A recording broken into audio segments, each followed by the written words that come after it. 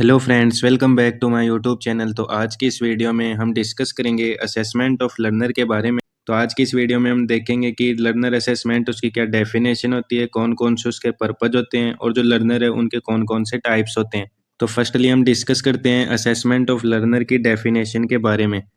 Assessment of learner is a systematic process of collecting information about learner to understand their knowledge, skills, attitude, learning needs, abilities, and learning styles. It helps the teacher plan effective teaching and improve learning outcomes.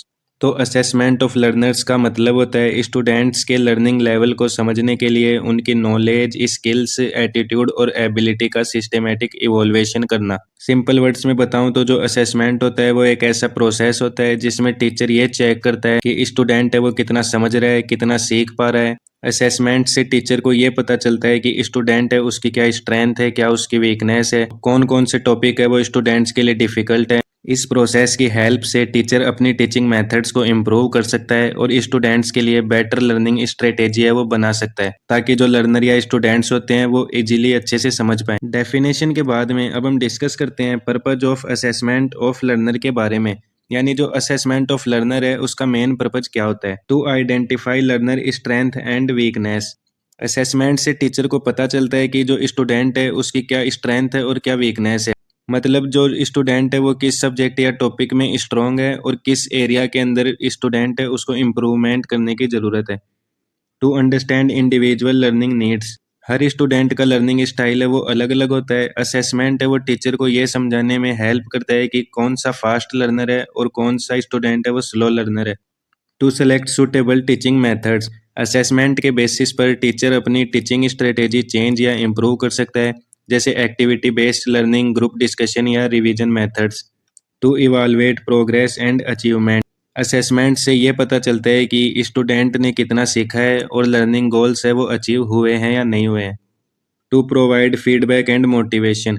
Proper assessment से student को constructive feedback मिलता है जो उन्हें motivate करता है और better perform करने के लिए एनकरेज करता है।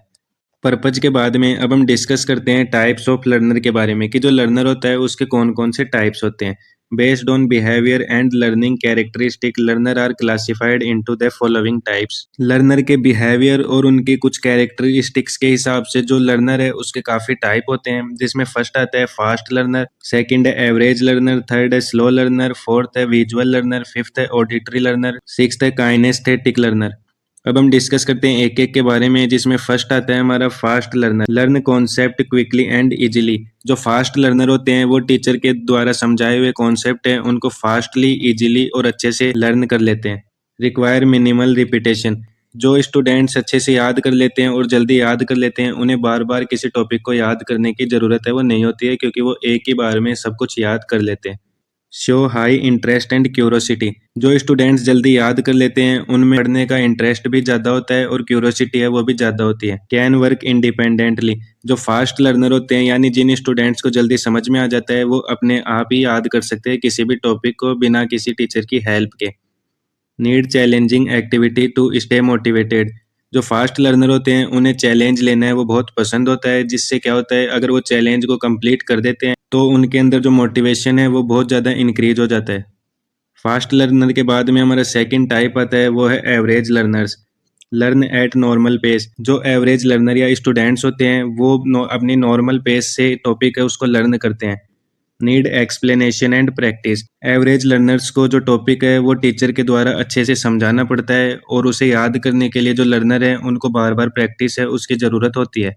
Can understand concept with guidance. जो एवरेज लर्नर्स होते हैं वो टीचर के गाइडेंस के हिसाब से ही जो टॉपिक है उसको अच्छे से याद कर पाते हैं।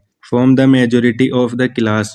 मोस्टली जो क्लासरूम होता है उसके अंदर एवरेज लर्नर्स है वो बहुत ज़्यादा मात्रा में पाए जाते हैं।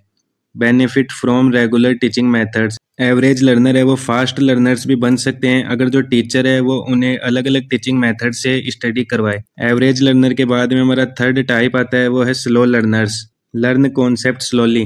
जो स्लो लर्नर्स होते हैं वो किसी भी टॉपिक या कंसेप्ट को बहुत धीरे धीरे समझ पाते हैं। Require repeated explanation. Slow learners को कोई भी टॉपिक समझाने के लिए जो टीचर होता है उसे बार बार एक्सप्लेन है वो करना पड़ता है, क्योंकि एक बार में इन्हें समझ में नहीं आता है। Need more time and individual attention. Slow learners होते हैं उनको एक टॉपिक या कंसेप्ट को याद करने के लिए बहुत ज़्यादा टाइम है वो चाहिए, और जो टीचर होता है उसकी अटेंशन भी स्लो लर्नर्स है उनको चाहिए होती है। मे लैक कॉन्फिडेंस, स्लो लर्नर्स हैं उनके अंदर कॉन्फिडेंस की कमी होती है, इसलिए वो कॉन्सेप्ट है उसको अच्छे से याद नहीं कर पाते हैं। Perform better with simple language and examples, जो स्लो लर्नर होते हैं अगर उन्हें टीचर है वो सिंपल लैंग्वेज में समझाए और एग्जाम्पल्स के थ्रू समझाए तो वो अच्छे से परफॉर्म कर पाते हैं। स्लो लर्नर्स के बाद में नेक्स्ट लर्नर का टाइप आता है वो है visual learners. Learn best through diagrams, charts, picture. Visual learners के अंदर उन लर्नर्स को इंक्लूड किया गया है जो डायग्राम, चार्ट्स और पिक्चर के थ्रू बहुत अच्छे तरीके से सीखते हैं। Prefer written notes and presentation, visual learners होते हैं वो नोट्स है वो लिखते हैं और प्रेजेंटेशन है उनके थ्रू कोई टॉपिक होता है उसको समझने की कोशिश करते हैं। रिमेंबर वोट दे सी, विजुअल लर्नर है उनको देखकर पढ़ा हुआ ही याद होता है। बेनिफिट फ्रॉम वीडियो एंड डेमोनेस्ट्रेशन, जो विजुअल लर्नर होते हैं उनको वीडियो देखने से और डेमोनेस्ट्रेशन टीचिंग स्टाइल से बहुत ज़्यादा बेनिफिट है वो होता है। विजुअल लर्नर्स के बाद में हमारा नेक्स्ट लर्नर का टाइप आता है वो है auditory learners. Learn by listening, इसमें वो स्टूडेंट्स इंक्लूड किए जाते हैं जो सुनकर सीखते हैं। Prefer lecture, discussion and explanation, auditory learners हैं उनको लेक्चर्स, डिस्कशन और एक्सप्लेनेशन है उनकी ज़रूरत होती है क्योंकि वो ओनली सुनकर ही समझ सकते हैं। रिमेंबर वर्बल इंस्ट्रक्शन, जो ऑडिटरी लर्नर्स होते हैं वो वर्बल इंस्ट्रक्शन है उन्हें ही याद कर पाते हैं। बेनिफिट फ्रॉम ग्रुप डिस्कशन, जो ऑडिटरी लर्नर्स होते हैं उन्हें ग्रुप डिस्कशन से बहुत ज़्यादा बेनिफिट होता है क्योंकि ग्रुप डिस्कशन के थ्रू वो अपने आइडियाज़ हैं या दूसरों के आइडियाज़ हैं उनको सुनकर बहुत कुछ सीख सकते हैं। ऑडिटरी लर्नर के बाद में नेक्स्ट हमारा टाइप आता है वह है kinesthetic learners. Learning by doing and practising, इनके अंदर वो स्टूडेंट्स को इंक्लूड किया जाता है जो कोई एक्टिविटी परफॉर्म करके सीखते हैं और बार बार प्रैक्टिस करते हैं। Prefer hand on activities, kinesthetic जो लर्नर होते हैं वो एक्टिविटी को परफॉर्म करने के बाद में ही सीखते हैं। Learn better through demonstrations and simulations, kinesthetic learner होते हैं वो ज़्यादातर डेमोनेस्ट्रेशन और सिमुलेशंस है उनके थ्रू बहुत अच्छे से सीख पाते हैं। Active participation improve learning, kinesthetic जो लर्नर होते हैं वो एक्टिव पार्टिसिपेट करते हैं क्लास में और वो एक्टिविटी को परफॉर्म करने के बाद में सीखते हैं जिससे जो उनकी लर्निंग है वो भी इम्प्रूव होती है। तो फ्रेंड्स ये था आज का हमारा टॉपिक। आई होप आप सभी को अच्छे से समझ में आया होगा। अगर आपको ये वीडियो हेल्पफुल लगती है तो वीडियो को लाइक, शेयर और हमारे चैनल को सब्सक्राइब करें। अगर आपको कोई डाउट है तो आप उसे कमेंट बॉक्स में ज़रूर शेयर करें।